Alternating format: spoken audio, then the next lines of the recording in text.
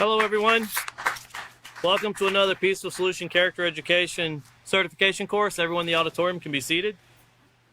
If we could have someone turn on this TV right in front of me, that way I can use that for some articles I'm going to show. That'd really be helpful. But welcome all of you that are coming in. Welcome all of you that are joining online. Thank you for joining us. We're going to be concluding Chapter 6 tonight, which was developing a respectful reputation. Okay, you don't have to worry about that television. They're going to use one right here. This will work fine. Thank you. So developing a respectful reputation, and we're going to be finishing out the What I Have Learned section tonight. We got through most of it last class, but we're going to be picking back up on point 5, which is found on page 170.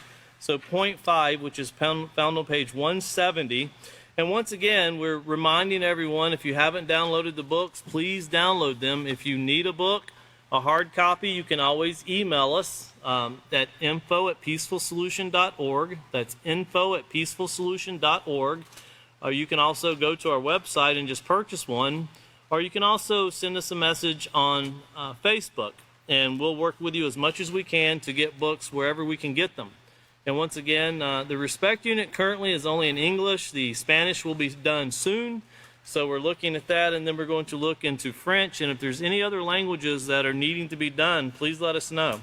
We're trying to get them done as fast as we can, but we want them accurately done so everyone gets the exact, not only instruction, but inspiration that's behind the creation of this program, of the author and the teachers that join hand in hand to create this program. And it's very important that everything is kept in the continuity and the preciseness of the way this program was laid out. And you're going to see tonight, as we proceed forward, how this book is almost 20 years old. Or a little right, the beginning of this book being put together is a little over 20 years old. And the things we're going to get into tonight, after we finish up Chapter 6, you're going to see where if we would have started making changes back then, we could be looking at a very different weather environment right now. It's really amazing the things that tie into character education and the results of what takes place when we don't adhere to positive character. And it even affects us on a global scale. But let's go back just to reread this procedure. And you can go back to LP page F. We're going to read the last part of procedure 10. And it's once again, what we're doing is we're concluding the lesson by instructing students to read the section entitled What I Have Learned. Of course, in the teacher's class, we're going to engage and go back through and talk about what we've learned. And it's found on page 170, tells students that it is their responsibility to interact with others using positive character traits to consistently have self-respect in order to develop and maintain a respectful reputation. And I would encourage everyone to go back through. This is one of the most important chapters you'll ever go through in the Peaceful Solution. And I would go back through and watch all 4 teachers as they presented this chapter, because it ties in so much with the foundational part of interacting on a global scale. Communication is the key to bringing peace on a global scale. And without that communication, we'll never be able to come to that true peace that is needed and that everyone is seeking for, but no one seems to be able to find it. It's always another missile heading that way, or another weapon being shipped this way, or more money spent that way for war. We spend so much money to have war, and we always say that when you die, you should rest in peace. Well, the Peaceful Solution wants to change it so you can live in peace. You shouldn't have to wait to die before you finally have peace. You should be able to find peace when you're alive. That's the goal. So looking over to page 170, and here at the 5th bullet point is changing my reputation can be both difficult and easy. It all depends on the choices that I make. So this is looking in the mirror, pointing the finger at us as an individual. And we're going to finish up one. We covered quite a few points on that, but if you turn over to page 167, we're going to conclude that one, because the changing of it is not an easy task. It's a possible task, but it's not an easy task. And as we said, and there's a few scenarios that we went through in this chapter, not everybody is going to recognize the hard work you're putting into changing your character immediately. In fact, it could be days, months, years can go by before people realize, hey, they've improved on this. They're quite a bit different than what they used to be. But the whole point is that you yourself are making the effort. But looking over to page 167, the very top straight talk, It said, keep in mind that family members, teachers, friends, and classmates might not notice right away that you're trying to change. Changing your reputation will take time, effort, and self-control. Remember, self-control is the foundation of all moral behavior. So do not give up. Even though nobody's noticing, don't give up. Keep moving forward.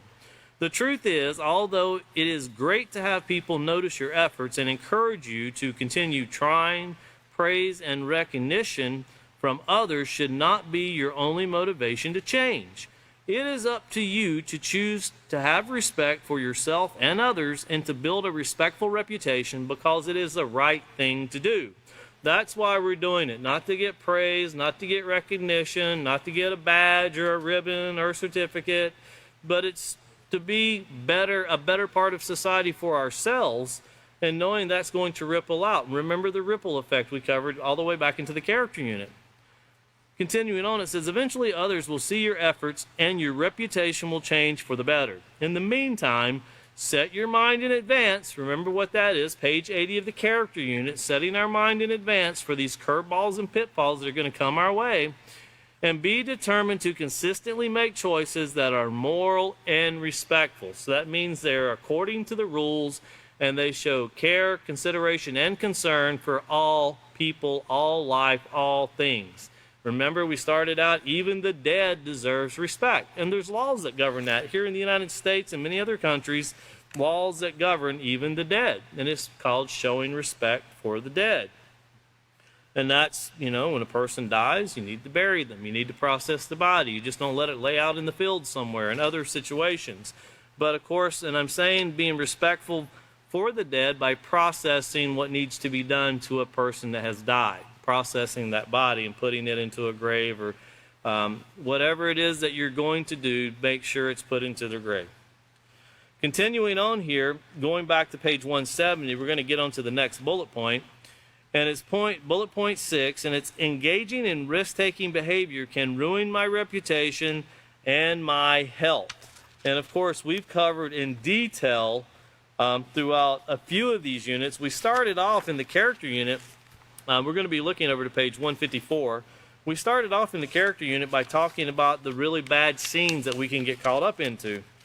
And of course, we talked about the STDs, the number of STDs that are being spread. We've had numerous classes that show what the CDC is reporting about the new cases, 20 million plus every year for ages 15 to 24, 20 million new cases every year, not repeaters.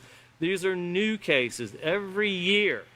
And you now have diseases, gonorrhea, syphilis. All of these are superior to the antibiotics that are being put out now. They're actually more advanced than the medication they're trying to treat them with. So now there's nothing that they have to try to combat this. And they're learning more and more. Science is showing and proving more and more that syphilis, gonorrhea, chlamydia, all of these other things actually lead to even worse health problems. So keep that in mind. I know it's a very touchy subject to teach when you're in a school atmosphere. It's a lot easier to do in like a community center or a program where people are coming in for certain topics. In a school, it's hard to discuss these things, but it's necessary. It's very necessary. If you can show a child a film at, in the 6th grade, I remember the first time I seen one, we were told there was a film everybody was going to watch, and we had 2 6th grade classrooms, and they shipped us all over to the other 6th grade classroom. And they said, here's a film that's very important, everyone needs to watch. And I never forgot it, and I'd have never seen it. I seen things in that film that I didn't care to know.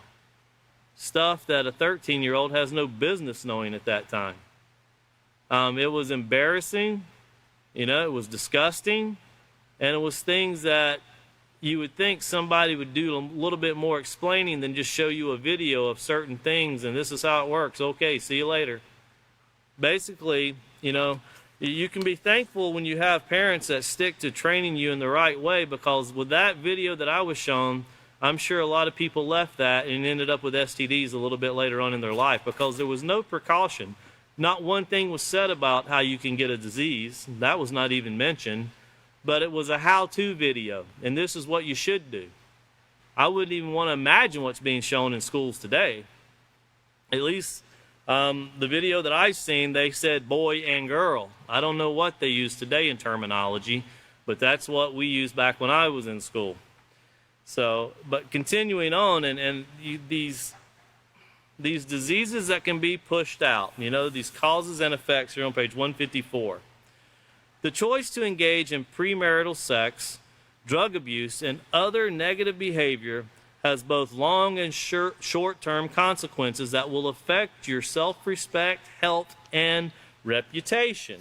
Yes, it will affect your reputation. And looking over to page 156 and 157, here in the section, it's just not worth it. When you think about it, what's worth getting a disease that you have to live with for the rest of your life? What is really worth that? What is worth getting something that gets into your body? You don't know you have it. Syphilis is one of those diseases. By the time you realize that you've got it, if you haven't been tested for it, it's ravaged your body. And it will destroy your body. And anybody can go online and research that. And the way it's contracted, is it really worth it? I won't go into detail, but this is something teachers should look up. You have to get these things in the mind of your students. Is it really worth suffering the rest of your life and living? Once you damage your heart, you can't go back and, you can't go down to the local auto parts store and get a new heart. Even though they like to say, we can get you a new one. Well, what did that person do in their life? What did you do in yours? It destroyed yours. Well, what did that person do? You might even come out with a pig heart before you know it. I say that in jest, but we're going that way in science. We'll get into the scavengers in the next chapter, by the way. It's just not worth it. Notice here it says, when you consider the high price of risk-taking behavior, it's just not worth it. Yet many people, both young and old, take risks that could change the outcome of their lives, fully aware of the price that they could pay. A person who deliberately chooses to engage in risk-taking behavior has little or no value for his or her health, safety, or well-being. Here is the bottom line. Everyone, every person, every life has value. And please put that, if you want, put a notation off to the side. Everything, everyone, every person, we read every life and that's when we think about us. Yeah, my life has value. Every person we engage with, every person we see, we interact with, their life has just as much value as our life.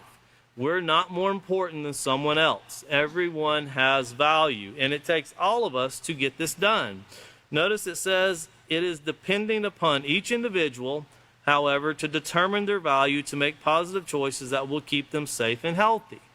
A person that could be valued more would be a person of education, where you can help someone who is uneducated to make a better choice in their life.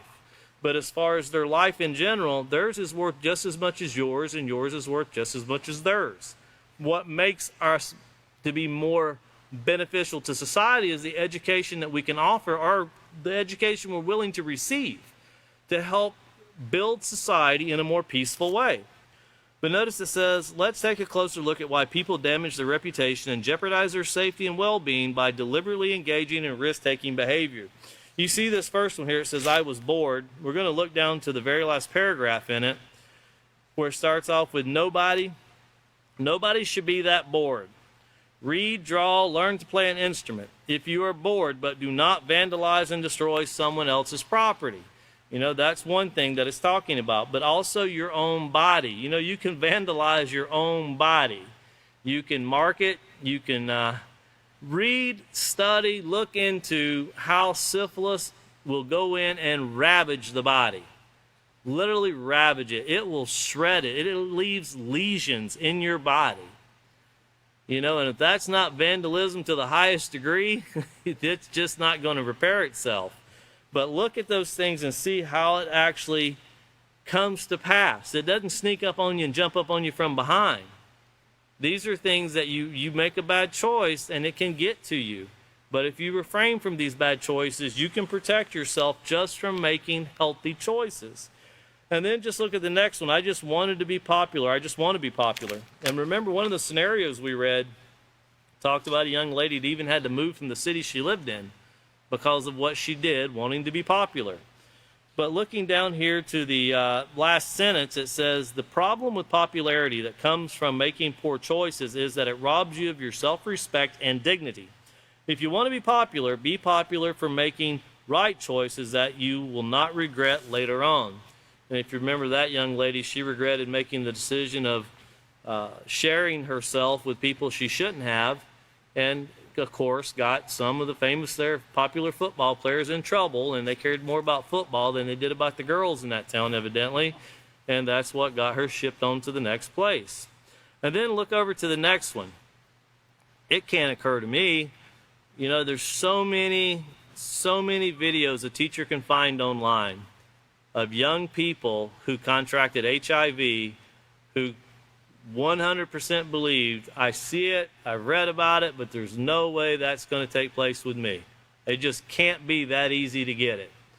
And there's many people you'll see that I was only with one person and I got it. That's all it takes. That's literally all it takes. It used to be blood transfusions was an easy way to spread it. There were famous sports athletes like Arthur Ashe that contracted HIV from medical procedure. And there was a very famous woman that you can Google. She got it from a dental procedure. She ended up with HIV because of blood that was exchanged in her gums from the person that was working on her. All of these things were very popular back in the late 80s, early 90s, and science has it to where they think they've got it down now, but of course this disease is still spreading. And just because you can live longer with a disease doesn't make the disease better. That's like telling you, well, you can cut off your finger, but we can still get 10 more years out of your life. Well, you're still going to do it without a finger. And a finger is a bad thing to lose. But when you get into talk about losing organs, that's a little bit rougher. But it can occur to me, looking here at the very, let's read this whole thing. It can't. If teenage pregnancies, date rape, sexually transmitted diseases, and juvenile detention can occur to millions of teenagers every year, it can occur to you too, if you make the same choice. This kind of thinking is like saying, I know that fire burns, but if I stick my hand at the flame, it won't burn me. Yeah, right. Fire burns, period. It can't distinguish between your hand and someone else's. Risk-taking behavior is bad news. It's like playing with fire, and you're just as likely to get hurt as anyone else. Just thinking you're not going to get hurt. We might like to think we have the power to, I want to do something bad and I will push all the bad vibes away. That's my positive energy. Nothing but positive energy around me. I'm going to do everything negative, but I only want positive results. It don't work that way. And it's never going to work that way. No matter how much we try to convince ourselves it's going to work that way, it's the basic definition of insanity. You keep doing the same thing and you expect a different result. Well, if you keep doing it wrong, you shouldn't expect different results.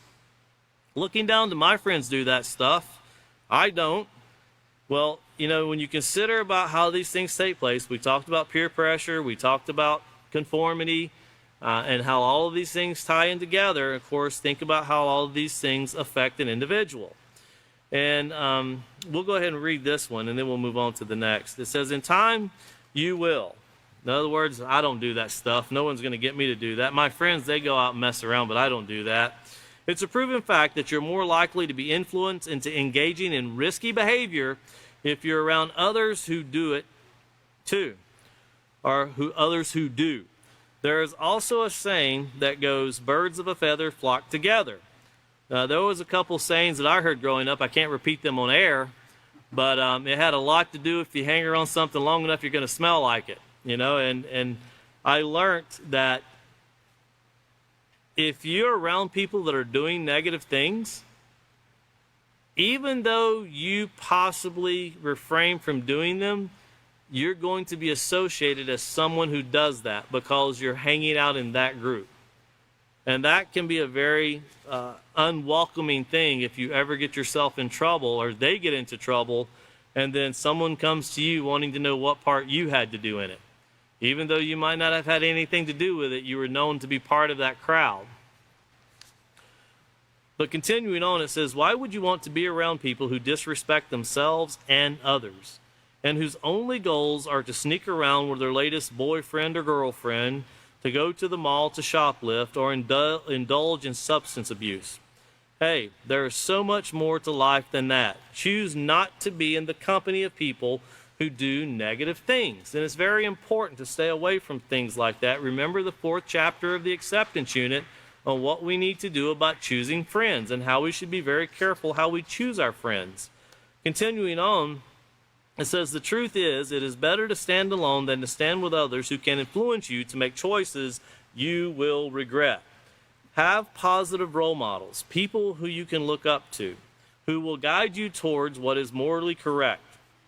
Be sure that the friends you choose share similar positive characteristics. In this way, you can encourage each other to be respectful and to pursue positive goals.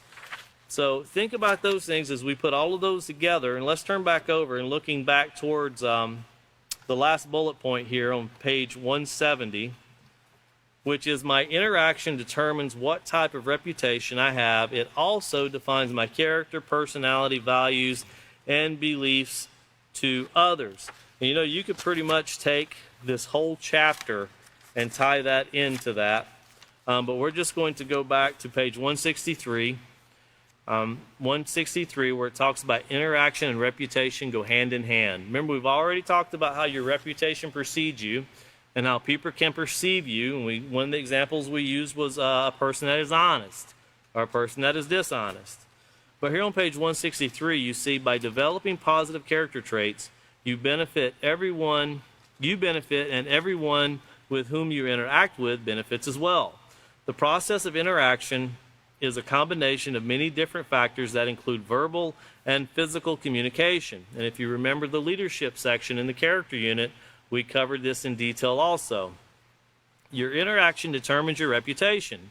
It also defines your character, personality, values, and beliefs to others. And remember what your whole point of building this morality into our character, what it truly is. It talks about our values and our beliefs in those values, the moral principles that we're supposed to adhere to. And it shows in our reputation how much we value the rules. Remember, we deem them to be important. And then when we apply those rules, it shows how much we truly consider them to be important. Saying that everyone should watch a stop sign or be careful because of a stop sign and then you run right through them, or everyone should wear a seatbelt. Why don't you wear yours? I don't like it. It's uncomfortable, but everyone should wear one. I'm all for it. I'm not against it at all. Well, it shows that to you the rule's not important. And that can carry on through other things. It can mutate, so to speak.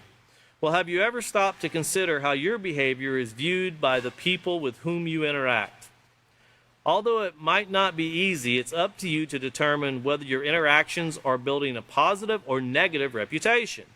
Most people find it easier to evaluate the behavior of others than to examine their own behavior. Who here has ever found it easier to condemn someone else than to look at what they do themselves? I think everybody can put their hand up and see that. It's always easier to blame someone else. I once knew a man, very, very smart, intelligent man. And one of his biggest pet peeves was whenever something went wrong and he asked you, why did this take place? But one of his biggest peeves was he could not stand for the first thing out of your mouth to be someone else's name. He wanted if you had a part in it, you take responsibility for what you did and go from there. But don't let the first words out of your mouth be someone else's name if you had a part in it. If you didn't have a part in it, give the names of the people that could explain it, and you better make sure you didn't have a part in it. Because remember, trust must be earned. And when you're talking with people that are very respectful, have a highest reputation of anybody that I ever knew, these are people that truly are, they're role models, they're examples, and you want to adhere to that yourself. But continuing on, it says, however, the only way to build or change your reputation into a positive, respectful one is to evaluate your own attitude and behavior in terms of how you interact with others. And here at the very bottom of the page, there's only one opportunity to make a first impression. What impression are you making, and how does it affect your reputation? So putting all of that together with your beliefs and the way we treat others, looking down here on page 170 to the very bottom, don't forget, engaging in any risk-taking behavior is like playing in traffic with a blindfold on. Premarital sex, experimenting with illegal drugs, violence, criminal behavior, and abusing alcohol are all risky behaviors that will destroy your reputation and your health. And once again, once you destroy your health, you don't realize how fast life goes by. People can tell you that are older, and they'll tell you need to be careful with how you do things. Watch what you do. You really need to consider what you do. But you don't think about that until you start getting closer to the age they were when they told you. Then you start realizing, I probably should have listened. But you know what you don't get to do? You don't get to go back where you were at and then take that knowledge and come forward again. So the older you get, you realize that these people that are older than me, I should probably listen a little closer to what they're saying, because it's pretty important what they're telling me. And if we would actually value the communication, that's really what is missing. Be turning over to Lesson Plan 7A. That's really what is missing when we look at our society. We've taken years and years of knowledge of people that really had to make it without the luxuries we had today, and we've kind of flushed that down the drain. And we just want to be a society where everybody else does something for us. And we want to be where we can do what we want to do and we don't have to answer for it. Well, this chapter right here really goes very well with what we're seeing today here in chapter 7 with respecting the environment. And a lot of things, especially chapter 7 of the self-control unit, I would suggest everyone go back and reread and rewatch those classes. We spent a lot of time bringing out, even down to molecular level, how things are affecting us. And when they affect us, they affect our choices. And when they affect our choices, it affects the environment. And, a lot of people think about the environment as don't throw a plastic bottle on the ground, pick it up, throw it in the trash. But there's other things that science is proving that they're changing. They're really becoming very different. If you lived and you experienced the summer in Texas this year, yesterday was 95 degrees and it felt cool. I mean, it literally felt like cool air blowing because we had gotten used to 108, 109, 110. It was literally in Arizona, it was melting taillights out of vehicles. That's how hot it had gotten. And when it's 95 and it feels cool, it actually is like, this is like go get a jacket or something, cut some firewood. I don't know what I'm going to do. But it was actually the air felt cool. And that's really fairly hot still, but it felt cool. Well, why do these things take place? Why are they taking place? Well, looking over here to chapter 7, respecting the environment. Here's the note to the teachers. So this is only in the teacher's manuals, and it's to help get our minds set and geared toward what we're getting ready to get into. And it says, our planet has now reached a point where our technological advances, high demand for raw materials, and increasing rates of consumption are depleting our most precious resources. This, in conjunction with the attitude that the earth is able to withstand the contamination of our air, water, and food supply, has put our planet into a crucial state. Now, I want everyone to remember that right there sounds like something you would hear in the news today, but that was put out by the author of The Peaceful Solution over 20 plus years ago. This is what he's seen due to the choices people were making in society. And this is the very basic information he offered. And only in the last 5, 6, 7 years have you seen countries come together, let's sign these agreements. But they're wanting to get rid of, let's reduce the oil. Let's reduce that. We'll go to energy. We'll go to electric cars. Could you imagine if you had an electric car and you had to try to get out of the way of the hurricane in Florida right now on the interstates where they're backed up and everybody had an electric car? And here they start dying because you didn't have enough juice to get yourself out of the way of the hurricane. Electric cars don't sound too great whenever you're in some kind of catastrophe. But in everything, I want you to see the difference in this. And I really want everyone to do this, especially teachers that are teaching this program. I want you to see what the answers that people are suggesting you do in the news and what the author of the Peaceful Solution suggests that you do. One of the biggest differences you're going to see is a change in the way we conduct ourselves, in the way we make choices. Put morality back into society. That is the key to fixing all of these things that have been destroyed and are still being destroyed. South Carolina is experiencing it right now. Florida got it earlier this morning. Georgia got a little bit. And now South Carolina is getting it. You know, and this is reality. And if you've ever lived through a hurricane, granted that depending on where you live is the results you get. I went through a very large hurricane in North Carolina where I grew up. They were always coming through. And I know we went without water for 3 weeks. We had no electricity and all of that, but most people don't die during the hurricane. It's their experimentation after the hurricane. They want to go out and look and touch and feel, and that's where all the death comes from. Because we don't use self-control, we don't use common sense. You know, you don't go find a down power line and everybody go stand close. It's not a very smart thing to do. But if you can go ahead and put up our first slide, you'll see these are the things you see in the news a lot. You know, the Texas, you had the sun that was just beating down on us, and you see drought, you see a hurricane, of course you see the fires here, you think of the wildfires in Canada, or you think about the one that took place in Hawaii that's still ongoing, you always think of California. You know, and even with this hurricane, you think about one just coming through California. First one in 80-something years to do that. And then you get to the very far right, and you see the melting icebergs, where you have, the North and South Pole reaching a new climate, getting hotter and hotter.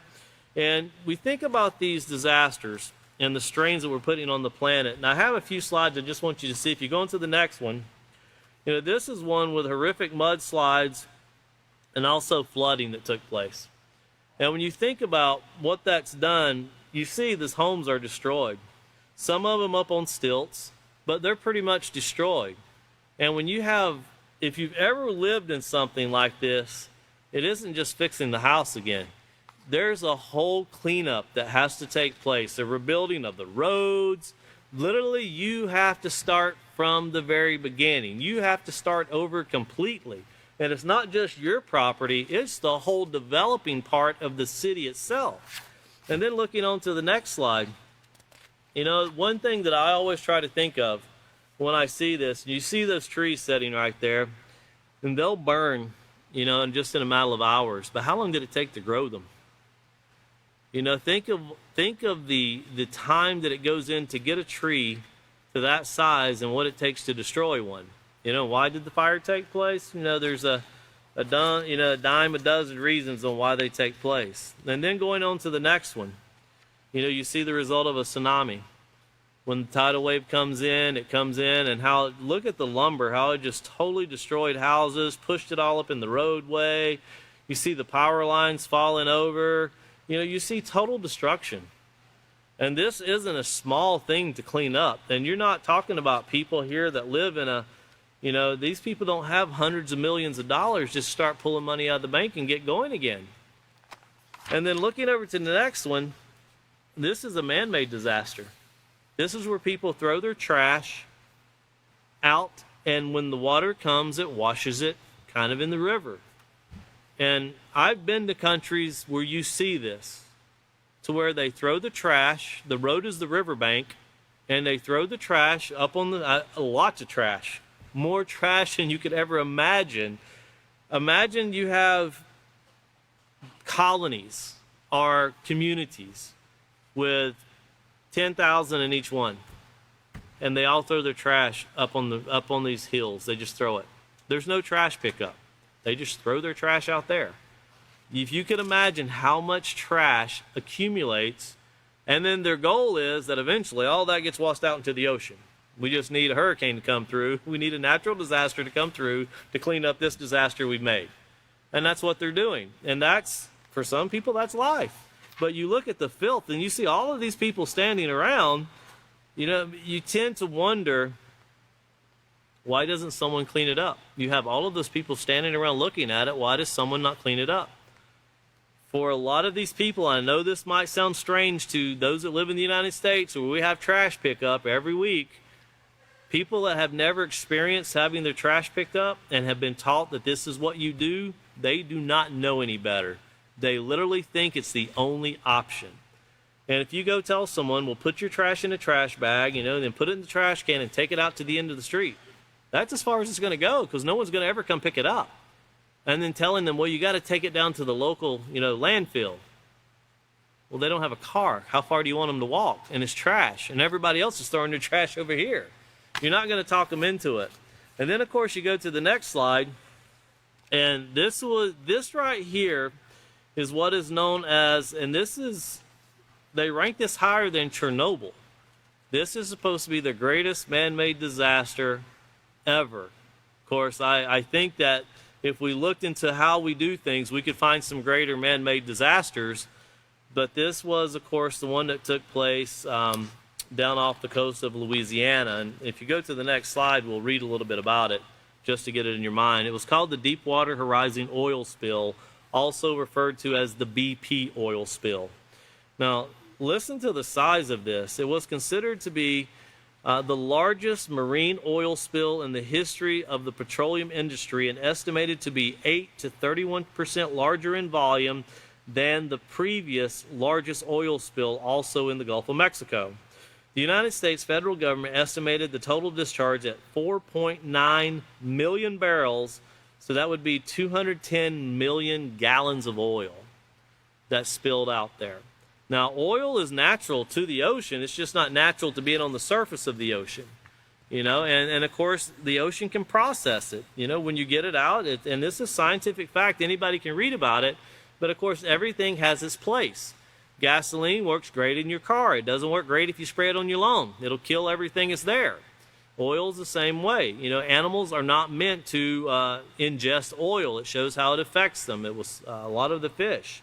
Going on to the next slide to give you an idea the size of a hurricane. The yellow line you see is the size of the hurricane. It goes from peak to peak. And to compare that, the red line is the width of Mexico.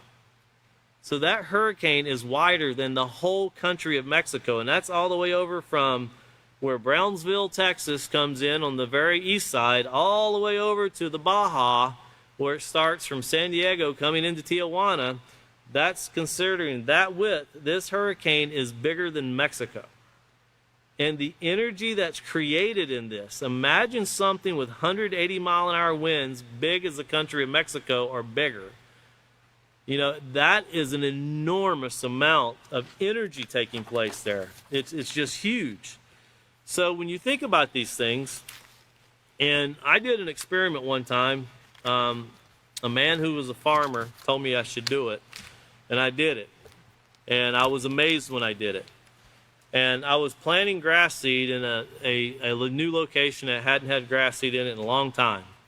And I planted grass seed, and I put down all the compost on top of it, and I ran sprinklers on that, on the land where I put the grass seed. I ran sprinklers for 12 hours that day. And the thing they had told me to do, after you run the sprinklers for 12 hours, go out and take a stick and scratch to see how far the water went down into the soil. And I scratched, and it didn't get very far. It was probably 1/4 of an inch. And then it was supposed to rain later on that week. And when it rained, and this was the thing they were telling me to do, to watch for, you'll never do as much as the microbes that control the rain and the system that delivers the rain. And when it rained, and it rained pretty hard, just a normal rain though, I went out and took a stick and dug that. It was inches down into the ground. And it only rained for probably 45 minutes. I watered for hours, and my water bill reflected that I watered for hours. But I barely got down and from past the very top of the soil. But when the rain came, it was free, and it did a much better job. It did a really great job. The problem is I haven't seen the rain in a long time, so it never didn't come back. So that's the problem in Texas. But it's amazing when you think about our environment. And looking to this next paragraph right here, and this is what, as teachers, we really need to teach this chapter, understanding, just like we did in chapter 7 of the self-control unit, our environment is a living thing. It's not just something that's out there. It is living. Looking here in the second paragraph. The irony of it is that many people fail to realize the severity of the strain that our planet is under. Indeed, if we could ascribe human emotions to the earth, there would be no exaggeration in saying that the earth mourns. It actually mourns, and the people that live in the earth aren't doing too well with it mourning. We're actually suffering. Unless we as individuals are drastically affected by the contaminants in our environment, most of us live our daily lives unaware of the crucial state of our planet. And that's true. It's like war taking place in another country. We hear about it, but unless we have missiles blowing up our houses, it really doesn't affect you too much. Or you hear about people that live without water. Well, in the United States, everybody's got water. It's not necessarily clean water. You probably got a lot of PFAS in it, as we see in our scientific studies. But a lot of people have to walk to get their water. They have to carry it back home. They don't have the benefits of having even a well outside. And we went to communities that they don't have water. They have to have water trucks bring it in. And this is, it's sad to see this because we even asked the question, why do they not have wells? Well, no one's tried. And you would think someone would have tried surely by now. Does someone not care enough about this? So, we with the Peaceful Solution, we're always looking to try a test to figure out if we can dig a well. So we're going to try that. And if we can dig one and get water, then we're going to be pretty satisfied with that. But you think about, why do people not do things? And you realize very quickly, some people have never been taught to do things. And it can be something so simple as how to throw your trash away. Or, there's water underneath the ground, most likely. You just got to drill down and see how deep it is, and you can actually pull water up. If no one ever told you that's an option, you don't consider it. And if you really don't have the finances to even begin to drill a well yourself, you're not even going to think about it. It's like someone telling you, hey, you can fly to the moon for $1 billion. Well, that's great. I'll never get there. But that's the kind of mindset that goes out. Continuing on, it says, they're talking about the earth mourning and of course how it suffers. Unless we as individuals are drastically affected once again by the contaminants, our environment, most of us live our daily lives unaware of the crucial state of our planet. Not just being downright selfish by not caring and helping other people. In this chapter, students will learn that respect is just as applicable to our planet as it is resources, as it is to themselves and others, as its resources is to themselves and others. Students will once again explore the need for appreciation and value as a foundational springboard for respect. Once again, having this care, consideration, and concern. And just because we might have all the things we want and need, it doesn't mean that we shouldn't try to help others. And it doesn't mean go drill a well for somebody else. Teach someone how to do it. And there's equipment. I seen it done when I was in North Carolina. People would go camping, and there was something where you could drill your own well while you're camping. And you'd have water up there. And then when you left, you just put a rock over it. That's the way it was done. If you sprayed it blue, the next person that come in knew that there was water there. They could use it for bathing. But there was water, and it wasn't hard to get to. It was actually fairly simple. But the topics we're going to cover in this chapter will start with appreciation of our planet and its resources for its ability to sustain life. Yes, showing care, consideration, and concern for our planet. Understanding how the Earth's resources benefits the human race. And then pollution and overuse of the Earth's resources show a lack of respect. So putting all of those things together, and it says, as the dominant species on our planet, we as human beings are responsible for our environment. That means we should be. It doesn't mean we're being responsible right now, but we should be. Therefore, it is entirely up to us to take the initiative to improve the state of our planet. Not waiting for someone else to do it, not coming up with a new theological idea on how to do it. We don't need theories. There's basic common sense things that we need to do to help make our environment better. Everyone in society today should be more aware of how viruses and diseases spread than ever before. The whole globe got caught up into this COVID. There's another wave of COVID coming through. You know, you can read about that in the news. It was right at 750,000 hospitalizations in the UK alone in the last couple weeks. So you talk about how this is coming through again, you know, and it seems like every time that this virus comes out or mutates, there's always this new little pill that you need to have or a new little shot you need to have, and it'll work on this one. Well, it didn't work on the last 8, so I'm not having much confidence it's going to work on this one now. You know, as one person said, if I take the shot, how long will it take me to get over it? Well, 2 weeks. Well, if I don't take the shot, how long will it take me to get over it? 14 days.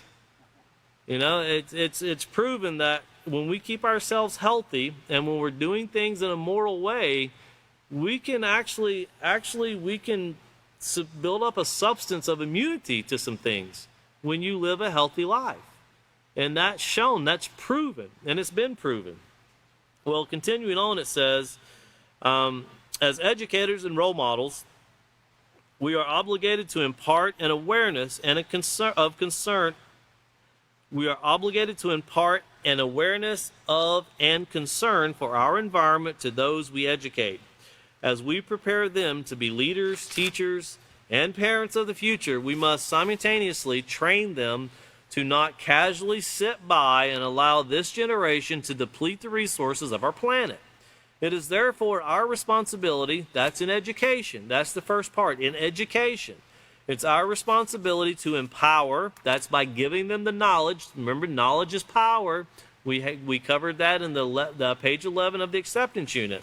So to empower our students with this knowledge, so that through education and character development, determination, and respect for themselves, others, and the environment, they can make a difference in the world around them. But it's only going to take place that way, through education. And that's really it. Unless you educate someone to do something differently, you have a case of insanity. People doing things over and over again the wrong way and expecting a different result.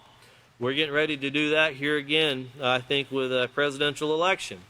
We're going to go through this, and we're going to do the same thing again, and we're going to get the same result, and we're going to think we made a difference. You know, what is the difference? And this, I'll challenge everyone. And if you get to ask questions, ask politicians this. What are you doing to help put morality back into society? What are you doing to help people learn to make better choices? Don't tell me how much more money you're putting up to help crime, because that's not helping society. But what are you doing? What are you going to do to help make our society better with morality? And see what they say. We've done that before. And a lot of them, one of them was very honest. I never thought about that. Well, that's what you're being paid to think about. You're supposed to make life better, safer. You know, don't give me faster internet and have people breaking my house a little bit quicker. It doesn't make sense. But looking over here to LP7C, and of course when we talk about our environment, it just encompasses everything. But here in LP7, page C, of course we have here the lesson plan, which is respecting the environment. It's a chapter. The purpose and objective is students will learn that respect is applicable on an environmental level. Students will also learn to respect, appreciate, and value the Earth's resources. And one of the greatest resources Earth has, and you can ask, and almost everybody will say this, what is the greatest resource? And people go, water. Well, it's actually human life. If you don't guard that first, the water won't get you very far, because we're showing that we can destroy water. Water don't destroy itself, but humans can create some many interesting ways to destroy our environment, on how we can actually destroy our Earth. Well, looking here to Procedure 1, it says, review the previous lesson, developing a respectful reputation. And of course, we just covered the What I Have Learned section, so we'll read through these, and then we'll get into Procedure 2. And as the teacher's manual, once again, you'll have the italicized answers. Of course, the student's manual won't have this at all. You won't even have these grade tab pages.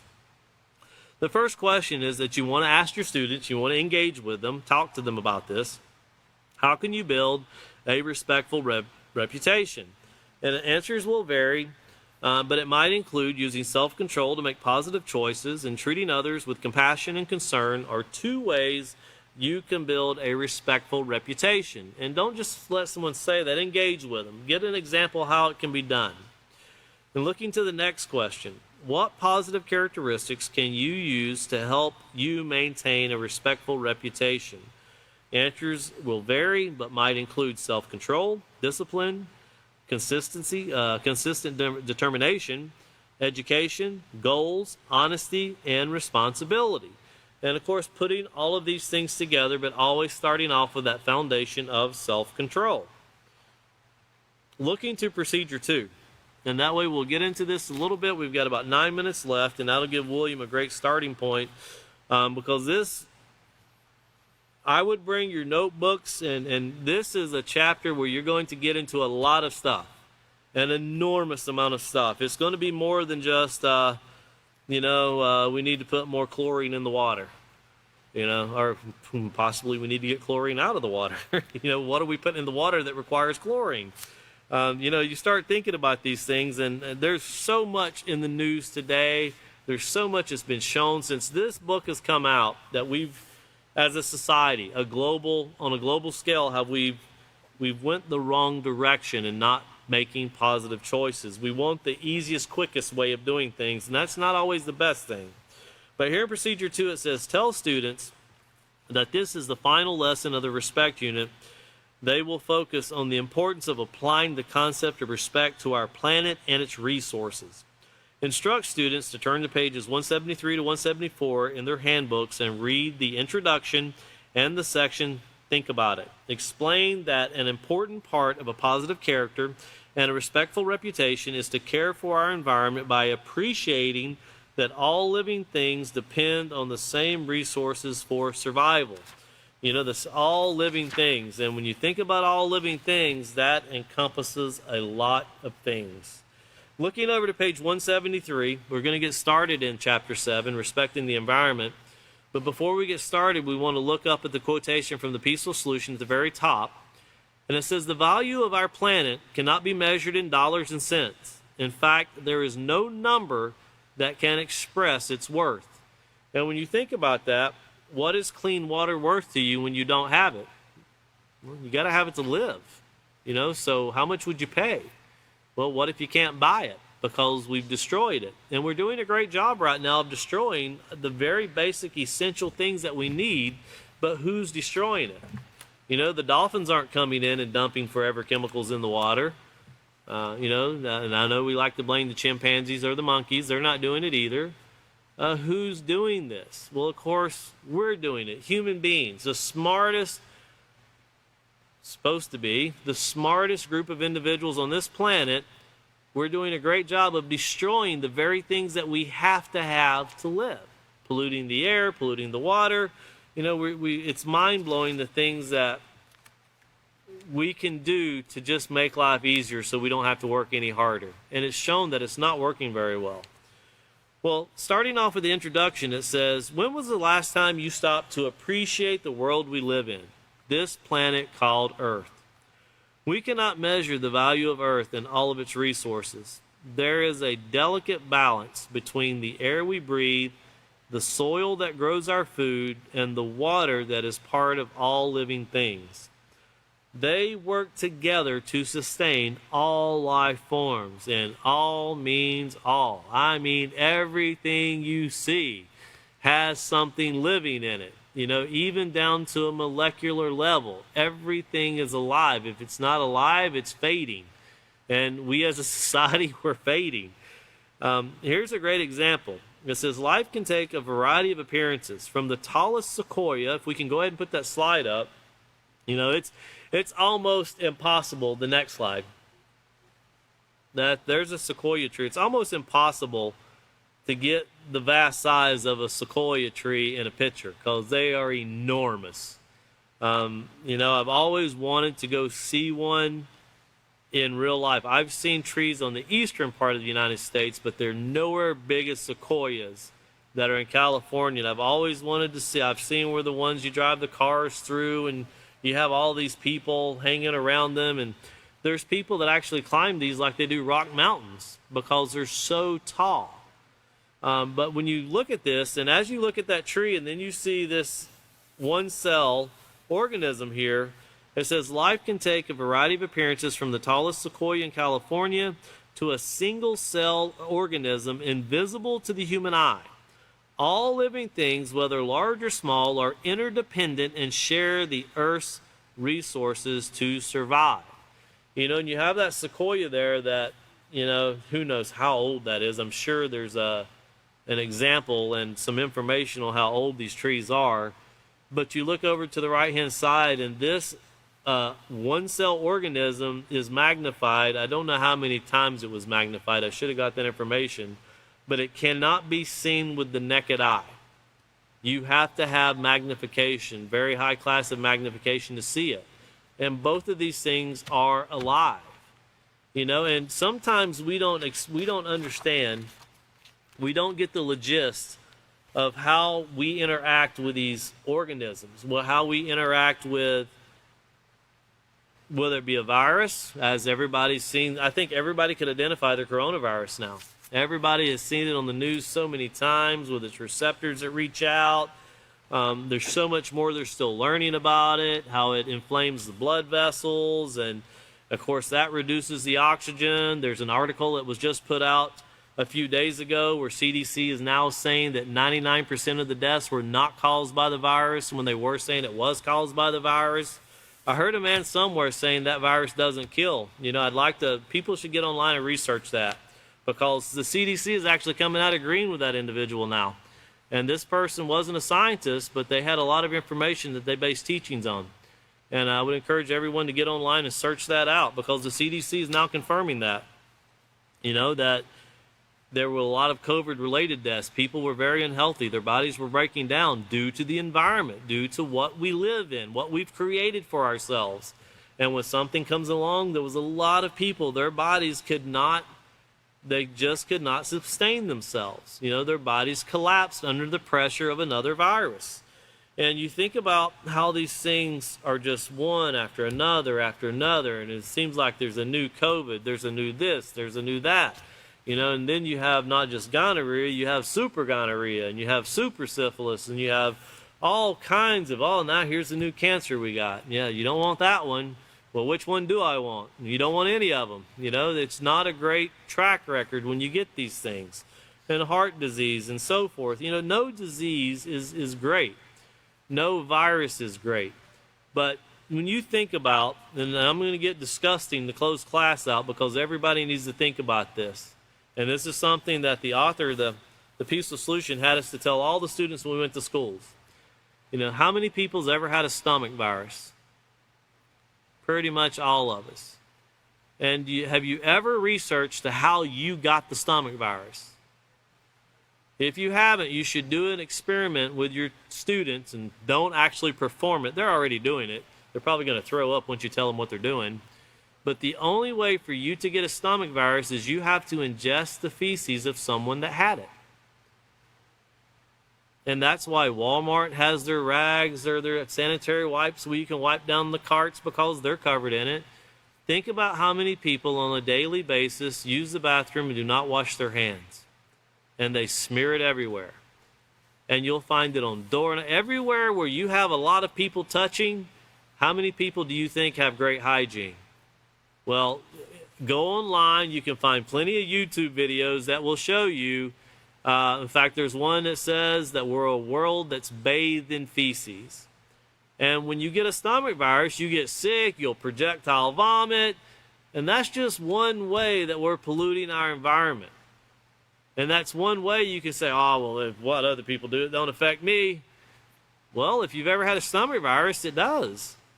And when you think about how you get listeria and salmonella and all these other things that spread, get into it and research it. Lettuce doesn't grow in its own and then search out salmonella, or something like that. There's a reason why it's there, and it has to do with waste that's not processed properly. But get it into their minds and get them looking at it and get them to thinking. Because the only way to change our world to be a better place is to get people thinking on what they need to do to clean it up. And that's the only way. We're going to stop here on page 173. We didn't get through the whole page, but that will give William a great starting point to come back through and rehearse a little bit. And there's going to be a lot of information come out in this chapter, so I hope everyone really enjoys it, because there's just so much information that is now available, that wasn't available when this book was written, but scientists are now proving a lot of these things to be 100% true. So once again, our next class is going to be September the 3rd. This coming Sunday, it'll be at 5:30, and William will pick up with Procedure 2 here on page 173. Thank you for joining us.